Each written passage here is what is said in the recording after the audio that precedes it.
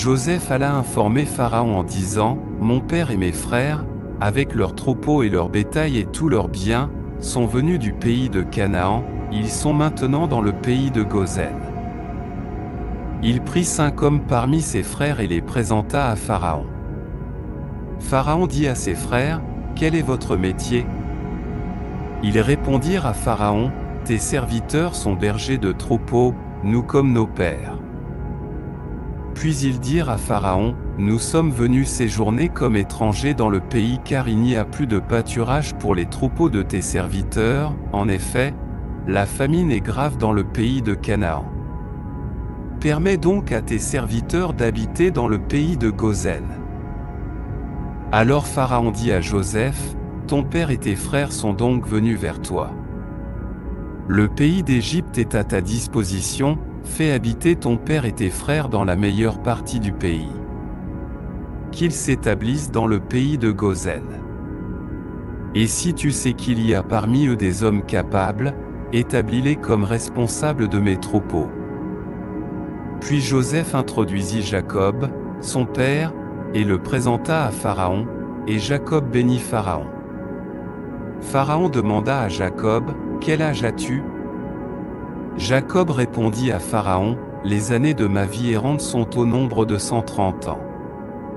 Peu nombreuses et mauvaises ont été les années de ma vie, et elles n'ont pas atteint le nombre des années de mes pères, au temps de leur vie nomade. » Puis Jacob bénit Pharaon et se retira de devant Pharaon.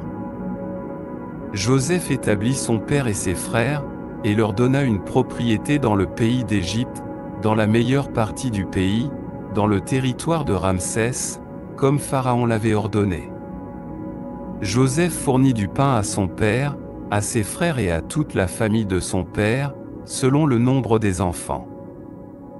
Il n'y avait plus de pain dans tout le pays, car la famine était très sévère, le pays d'Égypte et le pays de Canaan étaient épuisés par la famine.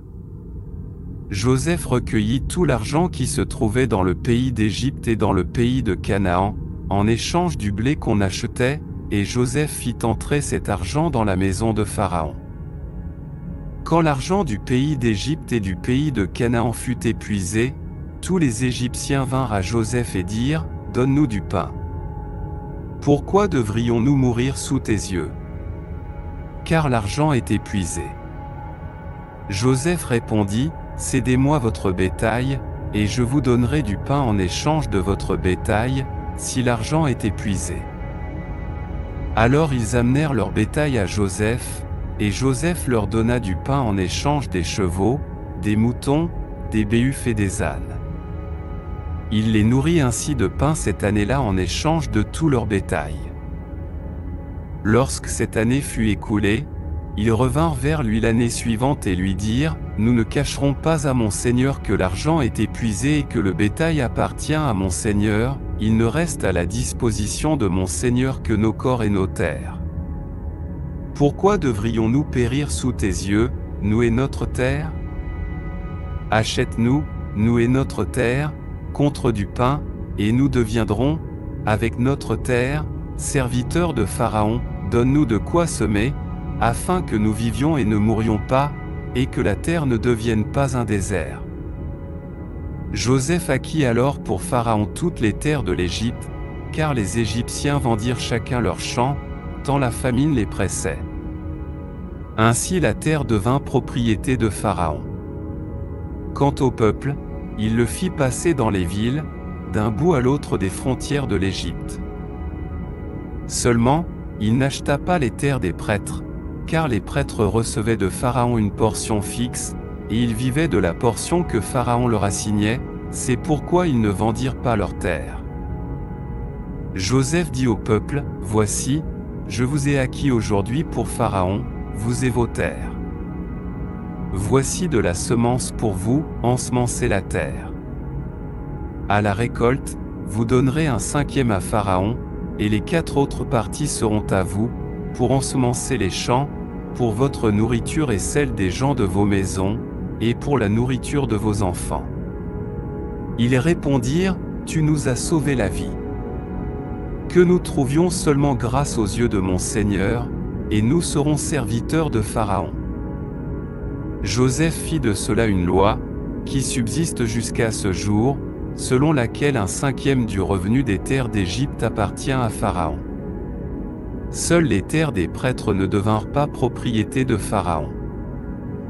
Israël s'établit au pays d'Égypte, dans le territoire de Goshen, ils y acquirent des propriétés, furent féconds et se multiplièrent beaucoup. Jacob vécut 17 ans au pays d'Égypte, et les jours de Jacob, les années de sa vie, furent de 147 ans. Lorsque le temps de la mort d'Israël approcha, il appela son fils Joseph et lui dit, « Si j'ai trouvé grâce à tes yeux, mets ta main sous ma cuisse, et use envers moi de bonté et de fidélité, ne m'enterre pas en Égypte. Quand je me serai couché avec mes pères, tu me transporteras hors d'Égypte, et tu m'enterreras dans leur sépulcre. » Il répondit, « Je ferai selon ta parole. » Jacob dit, « Jure-le-moi. » Et il le lui jura. Alors Israël se prosterna sur le chevet de son lit.